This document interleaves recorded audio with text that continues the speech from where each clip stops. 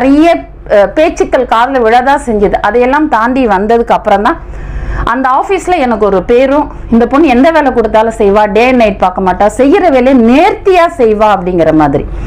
இந்த நேர்த்திங்கிற வார்த்தை எனக்கு மிக பிடித்தமான வார்த்தை. ஏன்னு கேட்டீங்கன்னா, என்ன சின்ன பிள்ளை எங்க அம்மா சொல்லுவாங்க, வாசல் பெருக்க சொன்னா மதி பெருக்கினா அதுல ஒரு நேர்த்தி இருக்கும், அழகா இருக்கும், நீட்டா பண்ணுவா அப்படிங்கிற மாதிரி. இது நம்ம வீட்டு வாசல், நம்ம வீட்டு கோலம் போடுறது எப்படி பண்ணா என்ன அப்படின்னு இல்லாம அதுலயும் கவனம் வச்சு நேர்த்தியா பண்ணின அந்த ஒரு திறமை தான் என்ன ஆபீஸ்ல நல்ல பேர் எனக்கு வாங்கி கொடுத்தது.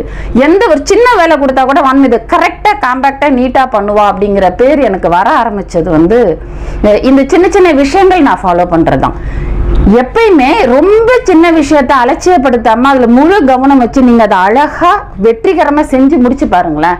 பெரிய பெரிய வேலைகள் நம்மளை தேடி வந்துகிட்டே இருக்கும். சின்ன வேலையை அவ்வளவு அழகா பண்றாங்களா, அப்ப இந்த பெரிய வேலையை அவங்களுக்கு கொடுத்து